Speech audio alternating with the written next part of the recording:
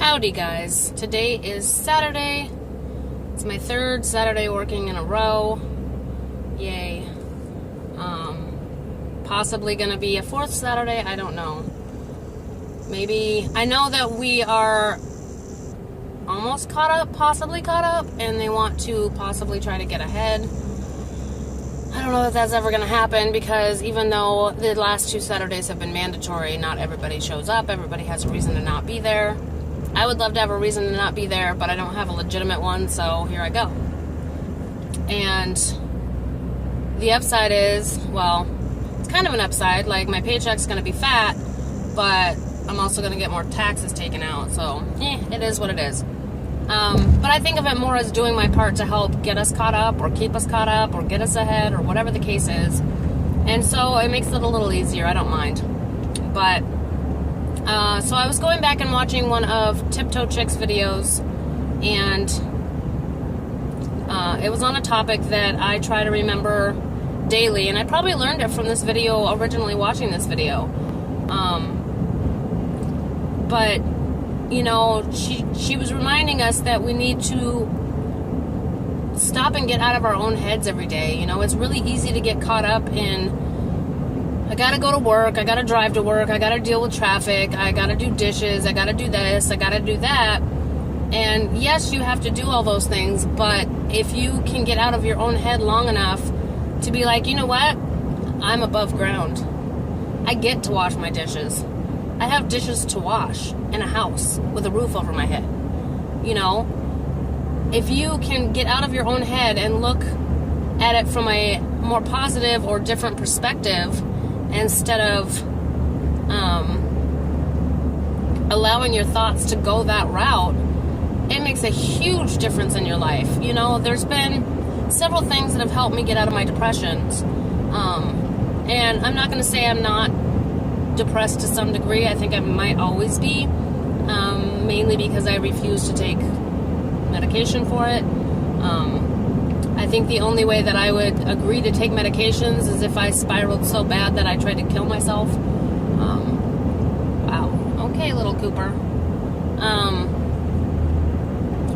But between remembering those kinds of things and remembering that I am in the driver's seat of my life and not the passenger seat, that, you know, I'm not just going to let life happen to me. I'm actually going to steer it in the directions I want to go. And that includes how I choose to have conversations in my head. You know, that's the biggest part of it, is taking yourself out of those negative cycles of thinking and those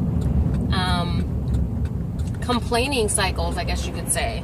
You know, we all have shit to do and we all have shit to deal with. That's life.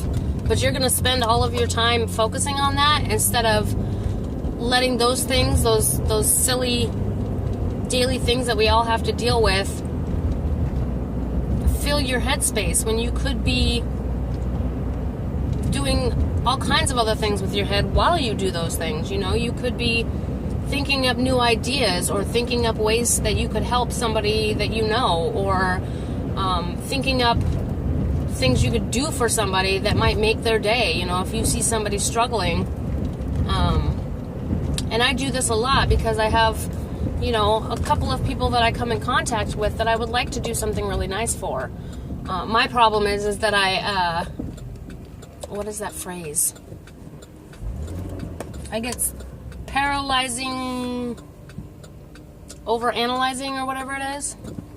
So I'm trying to think of something really, really special, you know, or waiting to come across something that I'm like, that's it, you know, and then I never do it. So I have that issue. It is what it is. Could be, I could have far worse issues. So, you know, just remembering day to day, every single day, to catch yourself in those thoughts and stop, you know, and go, wait a minute. Do I really want to be thinking along these lines? Is this how I really want to perceive it? I come across people so often that let themselves run away with that, and their self-conversations and their perceptions, the way they choose to perceive things, is so negative and so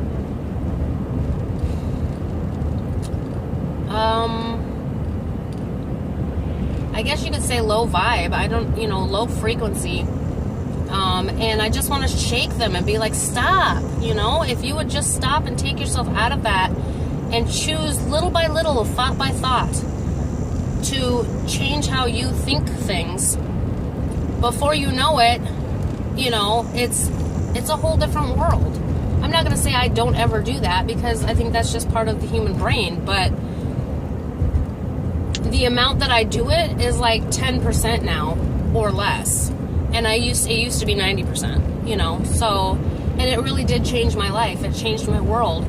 It made every day easier, not that every day is not a struggle. It always will be, but I can't stress enough how changing how you perceive things can change your life.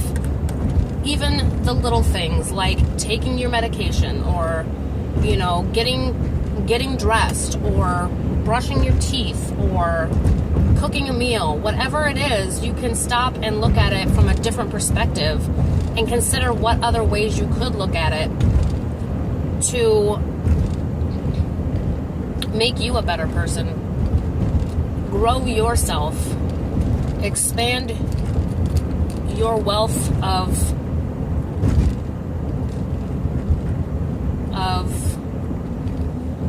ability to not be stuck at the bottom of the well wishing you could get out, So that's my little 2 cents for today. I hope you all are having a great Saturday. I'm about to knock out 8 hours. I'm gonna bust my ass like I always do. And I wanted to talk about a couple other things, but this will do for now. So talk to y'all later. Bye.